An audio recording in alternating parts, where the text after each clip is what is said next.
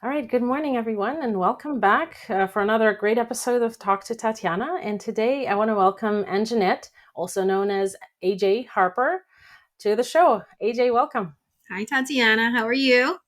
I'm doing great. And thanks so much for coming onto the show to share your nuggets of wisdom.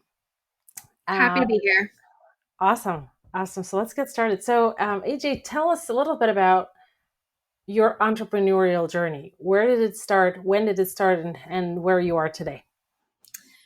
So, in 2005, I moved with my wife and 11-week-old baby to Brooklyn, New York from the Twin Cities. And I had made a vow that I would never go back to a regular job. And so, with no experience whatsoever in having a business, we'll save for a little thing I did once upon a time, but with really no experience, I decided I'll just shift the thing I'm writing. I was a playwright at the time, so I said I'll just be a freelance writer and try and make a living doing that. I didn't want to put my child in daycare. That was really important to me. So I had to find something that I could do when he was sleeping. I think you can relate to that. Um, and so at the time, there was a website called Elance. It's called Upwork now, and I just put a little profile up on there. I had no samples. The only writing experience I had was maybe two newspaper articles for a tiny newspaper in Wisconsin, and then all of the rest were plays, and nobody's going to pay you for that. But I just decided to start, and I listed my profile, and then I just started writing and noticing the type of samples people wanted, so I would write them.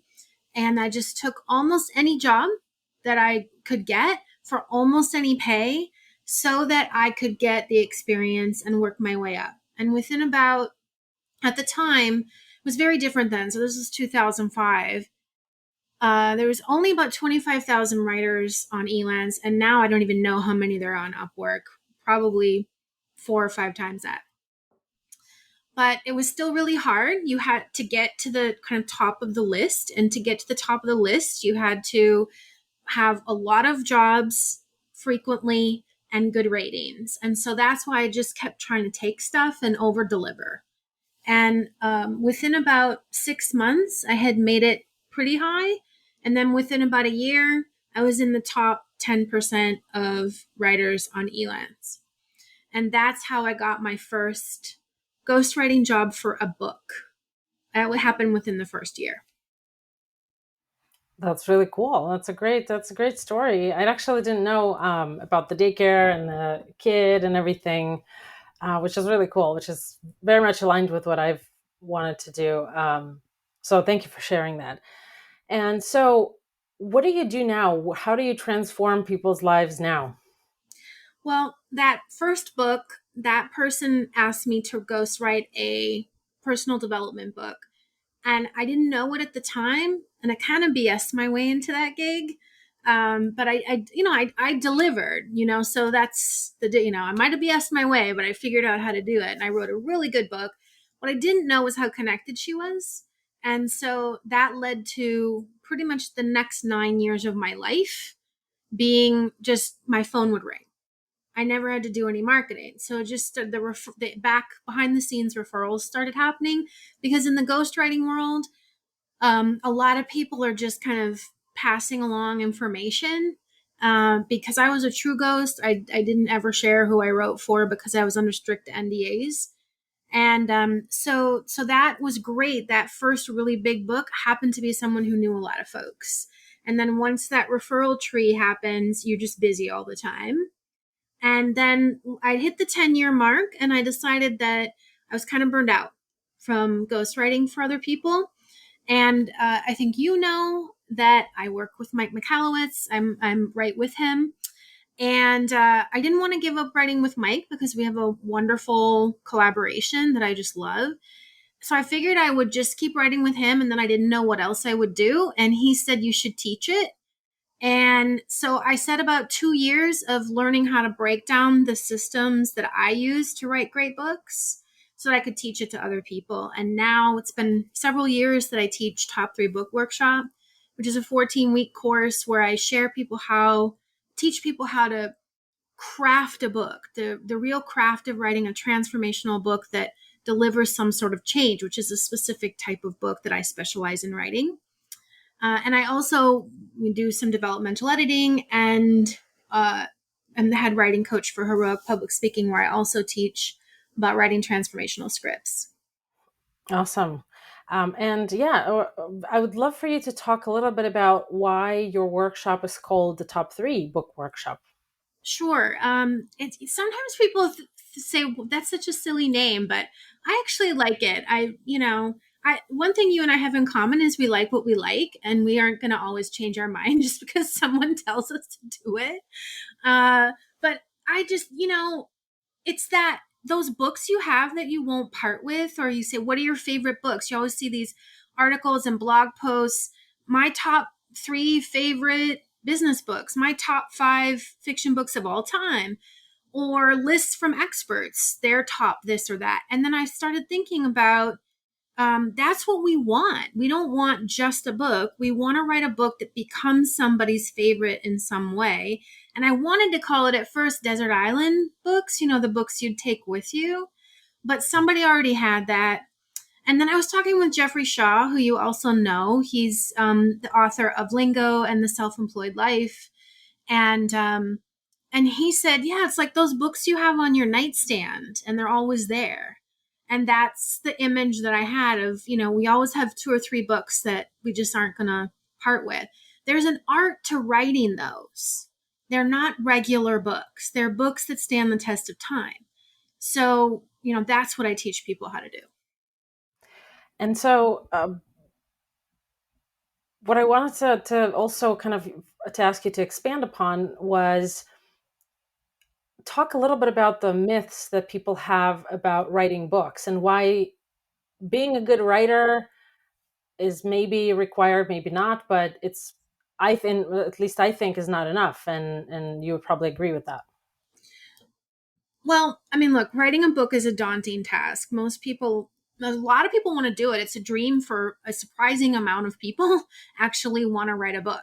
But it's very scary, and there are reasons for it, and good reasons. It's less about being a good writer and more about the attitude you have toward the process. Now, again, I'm talking about a really specific type of book, a transformational nonfiction book that is supposed to provide some sort of help to the reader, right? So they'll have by the end of the book some sort of change, a mindset shift, some tangible results, maybe it's just relief, maybe it's just hope. And that's a lot. But it's writing that specific book is what I'm talking about. I have edited fiction, many, many novels, but really my course is about this type of book, which is mostly what, say, entrepreneurs want to write. The key to that is less about writing ability and more about thinking first about what the reader absolutely needs for you to provide that promised transformation, whether it's hope, relief, tangible results, a plan, new insights. There's a craft to ensuring that you deliver on it. And that's more important than writing ability, even really. Yeah, I totally agree. And my experience, in your workshop has been uh, that even like for me, I'm not a native English speaker, and so I thought this would be a limitation to writing a book in English. But actually, with the help of editors, it's not. It's a self-inflicted limitation, I would even say. Yeah, for sure. I mean, a lot of people don't understand how editing works. And so that's a big point of confusion. And I also think it's a big problem in the industry when you have people who are telling, say, self published authors or even some so called hybrid authors, you don't need this, you only need this quick amount of editing, which is false. In reality, we following the traditional model, meaning trade publishing, such as like the big four, Simon and Schuster, Penguin Random House, etc. There's a reason why we don't want to toss all of that methodology out, because it allows us to have excellence. And you need the sequence of events in terms of different tasks. And a lot of so-called publishing experts, I was actually just writing about this in my book. A lot of them say you don't need that, or they just don't tell authors that they need it. They don't explain the publishing process. And so that's what can make a good book great, or even a mediocre book great, is that editing process. And so, as you know, you've got a developmental editor that comes first. That's my job. I'm also known as a substantive editor, and we're the people who make sure a book actually works. This is not about spelling, punctuation, grammar, syntax. It's about, does it flow? Does the tone work? Is it delivering on its promise? Are the stories working? What else do you need to prove this? Is the sequencing on track? A whole host of things that make a book actually do its job. And that person is a developmental, or also known as substantive editor. Self-publishing tends to cut that person out and not even mention that they exist. And that's a huge problem. And some so-called hybrids also cut it out. And so what happens is authors don't know what they don't know, and it's not their fault, but they don't know that actually you need that first editor and then a copy editor who is checking spelling, punctuation, grammar, formatting, syntax, word usage, some facts, etc. And even a third person who is a proofreader that's fixing all the typos that all the other editors missed, because we're human. And so that's who that team makes even a bad book great, honestly. But you can't cut corners. And so, what do you think? And I know the answer to that, but I don't think that people listening to this do. What do you think about the um, people? I guess services that promise, write a book in 30 days, and what's wrong with that picture? Well, I think we are only scheduled for an hour, but what's wrong with that picture is so many things, or I don't even know, half an hour, however long, whatever amount of time we have, it's not enough. There's two sides to it. One side is the creative side, in ensuring that a book can get done. If someone writes a book in 30 days, no one is going to want to read that. You are going to want to read it. I don't want to read it. It's not going to stay on the shelf. It's in the bargain bin.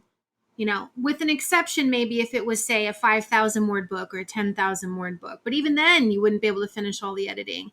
It's just not possible to get a great book out in 30 days.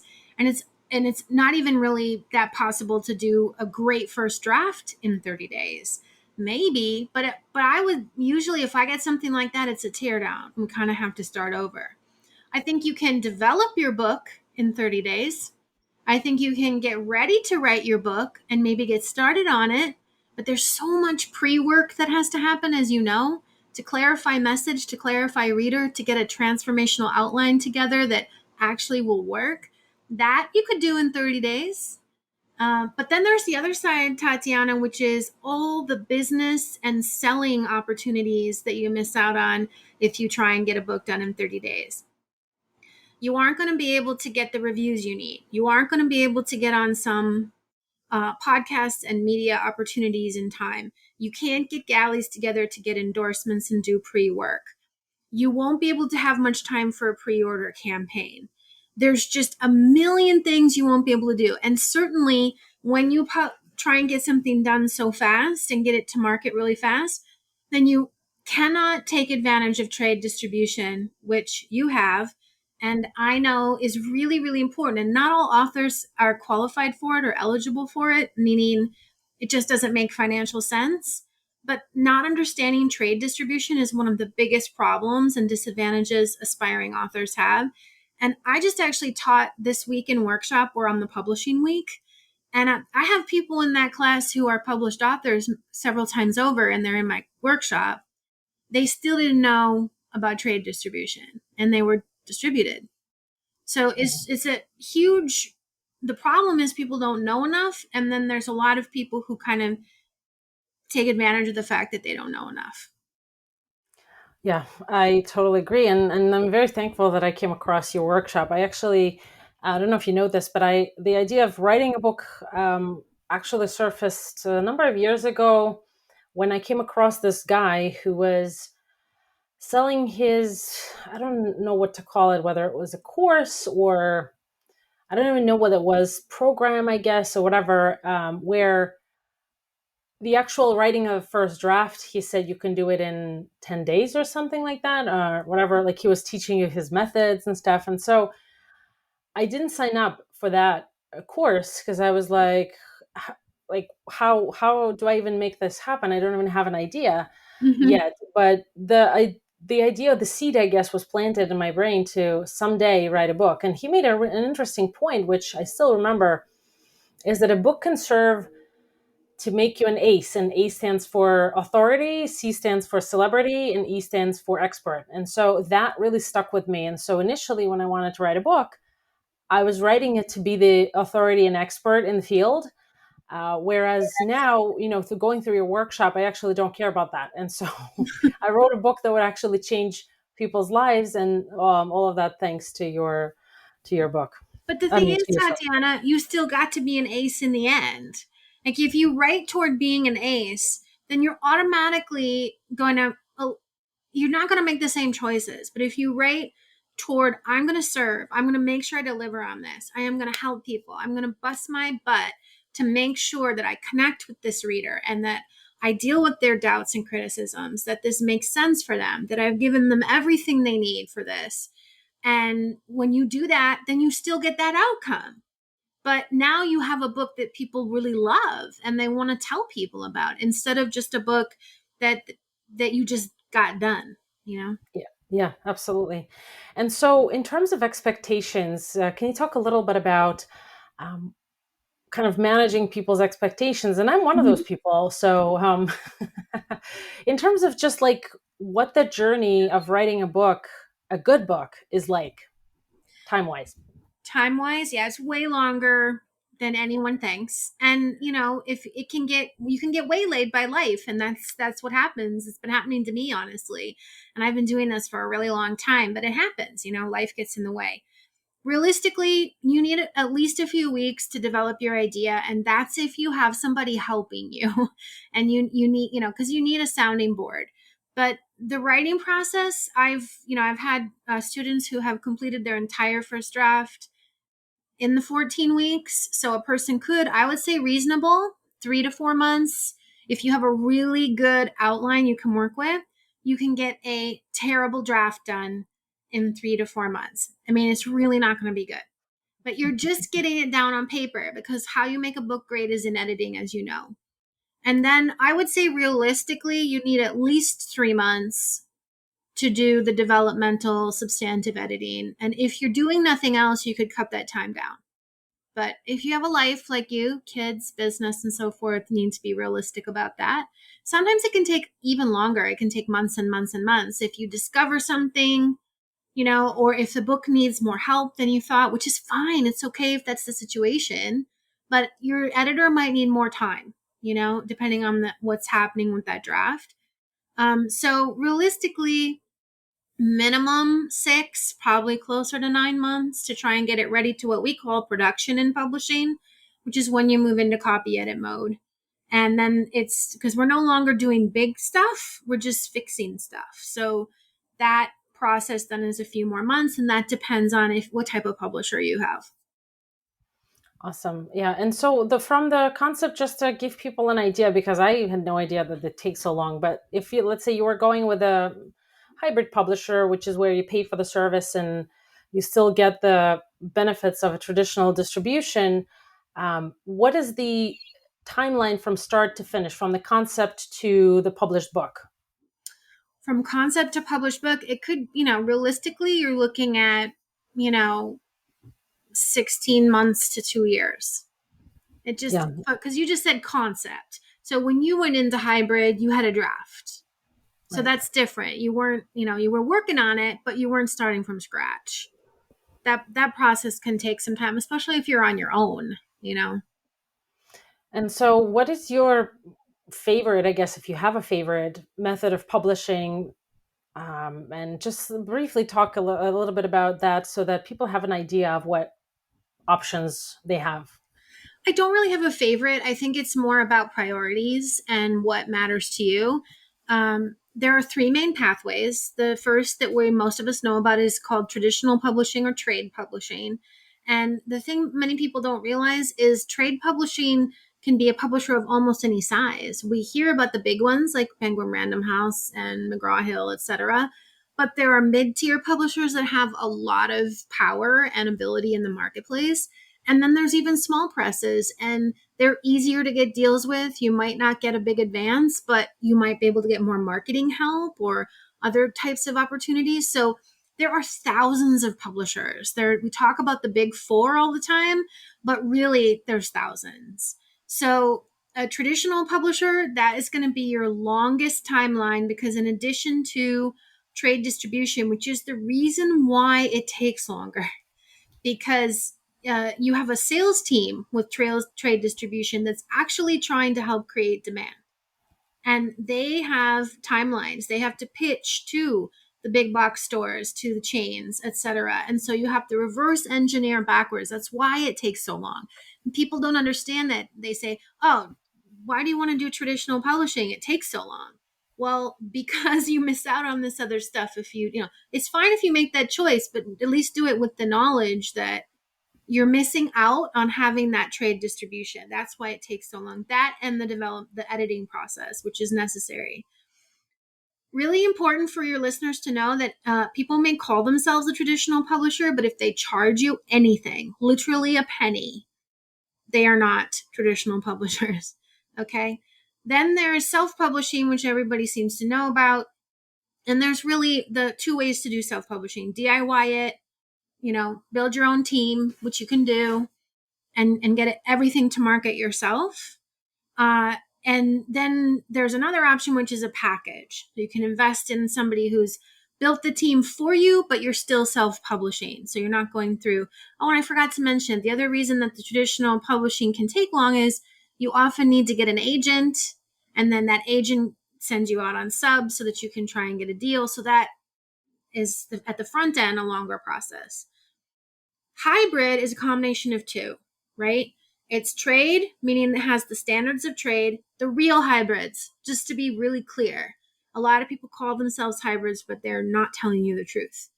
A real hybrid, top tier hybrid like the one that you have, has veterans from traditional publishing who are putting you through the same rigorous process with editing, design, etc., understand positioning in the traditional market, have trade distribution, the whole shebang, can negotiate translation rights for you, and all of those important things.